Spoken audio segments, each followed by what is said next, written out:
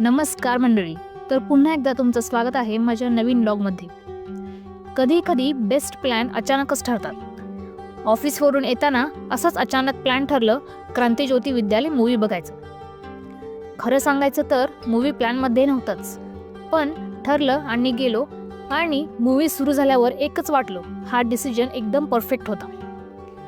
हा मूवी फक्त एंटरटेनमेंट नाही आहे, तो मराठी मातृभाषा, शिक्षण आणि समाजाला दिलेला खूप सुंदर संदेश आहे. आज आपण इंग्रजीकडे जास्त वळतो, पण हा मूवी आठवण करून देतो आपली भाषा, आपली ओळख.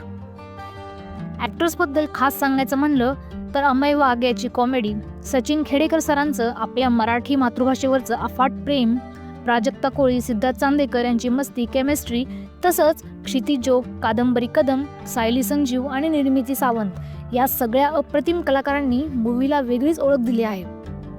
मूवी झाल्यावर आम्ही रिव्ह्यूज घेतले.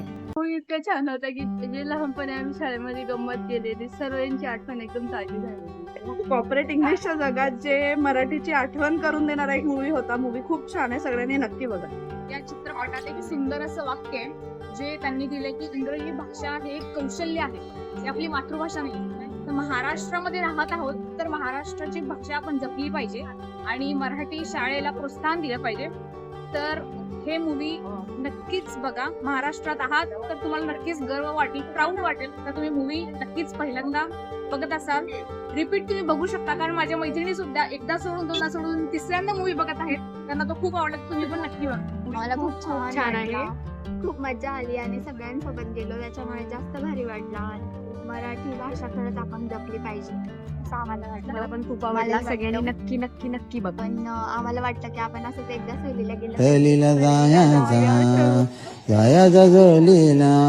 सहलीला